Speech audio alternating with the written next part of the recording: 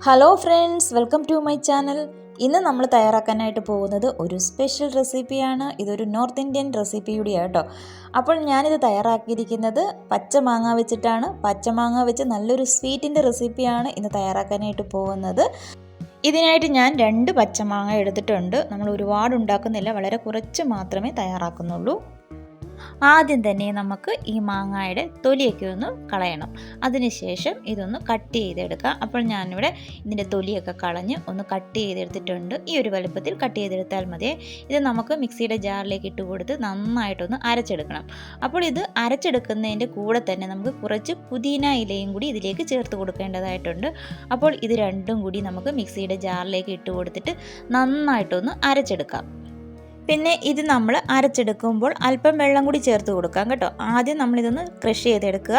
അതിനുശേഷം ഇതിലേക്ക് കുറച്ച് വെള്ളം വേണം ഒഴിച്ചു കൊടുക്കാനായിട്ട്. ഒരുപാട് വെള്ളമൊന്നും ഒഴിച്ചു കൊടുത്ത് അരയ്ക്കരുത്. ഇത് നല്ലതായിട്ട് ക്രഷ് ചെയ്തെടുത്തിട്ടുണ്ട്. ഇനി ഞാനിതിലേക്ക് കുറച്ച് വെള്ളം ഒഴിച്ചു കൊടുക്കാൻ പോവുകയാണ്. എന്നിട്ട് നല്ലതായിട്ട് നമുക്ക് ഇത് അരച്ചെടുക്കണം. അരച്ചതിന് ശേഷം നമുക്കൊരു അരിപ്പയിൽ നന്നായിട്ട് ഇതൊന്ന് അരച്ചെടുക്കണം. ഇതിൽ തരിതരിയായിട്ടൊക്കെ ഉണ്ടെങ്കിലുണ്ടല്ലോ, അതൊക്കെ അങ്ങ് മാറ്റിക്കളയണം. അപ്പോൾ ഞാനിവിടെ ഒരു അരിപ്പയിലേക്ക് ഇത് ഇട്ട് കൊടുത്ത് നന്നായിട്ടൊന്ന് അരച്ചെടുക്കാനായിട്ട് പോവാണ്.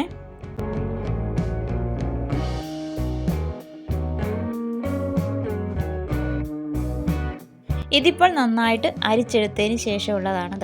നല്ലതായിട്ട് നമുക്ക് കിട്ടിയിട്ടുണ്ട്.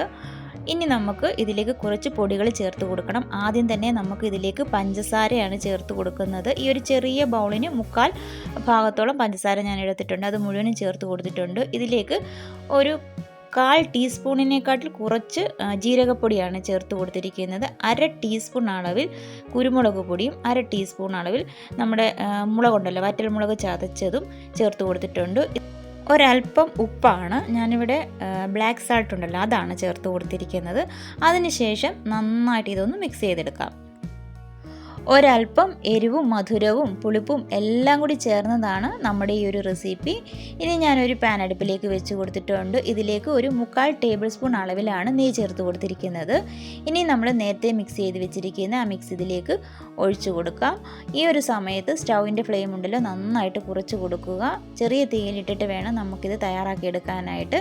അതിനുശേഷം നമുക്ക് നന്നായിട്ട് ഇത് ഇളക്കി കൊടുത്തുകൊണ്ടേയിരിക്കാം. കൈവിടാതെ നന്നായിട്ട് ഇളക്കി കൊടുക്കാം.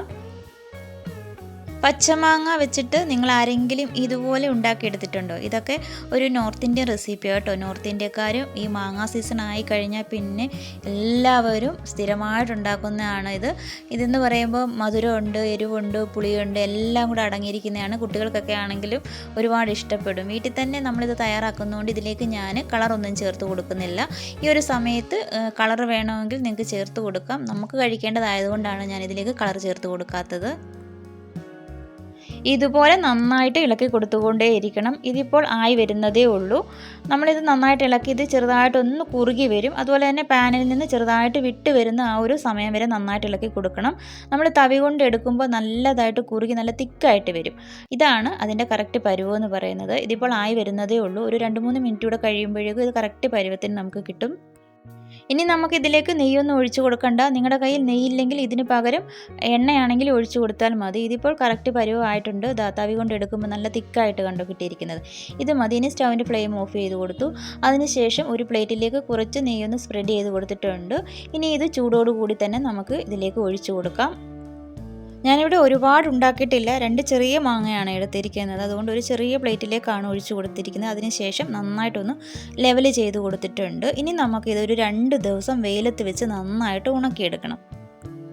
ഇത് നമ്മൾ ഒരുപാട് കട്ടിയിലല്ല ഇത് നന്നായിട്ട് നിരത്തി കൊടുത്തിരിക്കുന്നത്. കാര്യം ഒരുപാട് കട്ടിയായാൽ ഇത് ഉണങ്ങിയെടുക്കാനായിട്ട് ഒരുപാട് സമയം എടുക്കേണ്ടി വരും. അതുകൊണ്ട് 2 ദിവസം കൊണ്ട് തന്നെ എനിക്ക് നന്നായിട്ടൊന്ന് ആയി കിട്ടിയിട്ടുണ്ട്. ഞാൻ 2 ദിവസം വെയിലത്ത് വെച്ചിട്ട് എടുത്തതാണ്. ഇതിപ്പോൾ സൈഡൊക്കെ നന്നായിട്ട് വിട്ട് വന്നിട്ടുണ്ട്. ഇനി നമുക്കിത് കട്ട് ചെയ്തെടുക്കാം. അപ്പോൾ അതിന് മുമ്പായിട്ട് ഞാനിതൊന്ന് ഇളക്കി കാണിക്കാം. ഞാനിതിലേക്ക് കളറൊന്നും ചേർത്ത് കൊടുത്തിട്ടില്ല. അതുകൊണ്ടാണ് ഈ ഒരു കളർ കിട്ടിയിരിക്കുന്നത് കേട്ടോ. നിങ്ങൾ പച്ച കളർ ചേർത്ത് കൊടുത്തിരിക്കുക, അതായത് മാങ്ങയുടെ കളർ ചേർത്ത് കൊടുക്കുകയാണെങ്കിൽ ആ ഒരു കളറിൽ തന്നെ ഇത് നമുക്ക് കിട്ടിയേനും. നമുക്ക് കഴിക്കാനുള്ളത് കൊണ്ട് ഞാൻ ആദ്യമേ പറഞ്ഞത് നമ്മുടെ വീട്ടിൽ നമുക്ക് കഴിക്കാനുള്ളത് കൊണ്ട് നമ്മളിതിലേക്ക് കളറൊന്നും ചേർത്ത് കൊടുത്തിട്ടില്ല.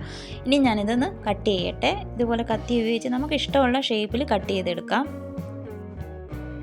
ഞാനിപ്പോൾ ഇതെല്ലാം ഒന്ന് കട്ട് ചെയ്തെടുത്തിട്ടുണ്ട്. ഇതാ ഒരു പീസ് എടുത്ത് കാണിക്കുന്നത്. ഇത്രയും കട്ടിക്കാണ് നമ്മൾ എടുത്തിരിക്കുന്നത്. അതുകൊണ്ടാണ് ഇത് 2 ദിവസം കൊണ്ട് തന്നെ ഉണങ്ങി കിട്ടിയത് കേട്ടോ.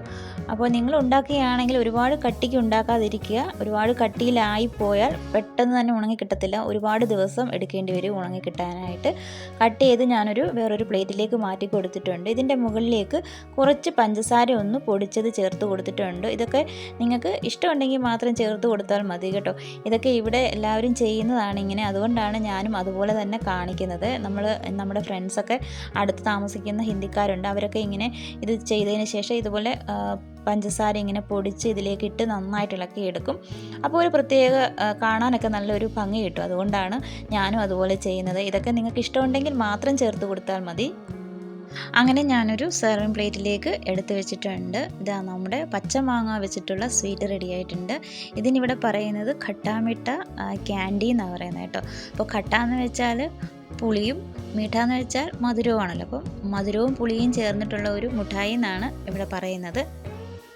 ഇതുപോലെയുള്ള നോർത്ത് ഇന്ത്യൻ റെസിപ്പികൾ കാണാൻ താല്പര്യമുണ്ടെങ്കിൽ നിങ്ങൾ കമൻറ്റ് ചെയ്യുക. അപ്പോൾ ഇത്രയേ ഉള്ളൂ. വീഡിയോ നിങ്ങൾക്ക് ഇഷ്ടമായിട്ടുണ്ടെങ്കിൽ ലൈക്ക് ചെയ്യുക.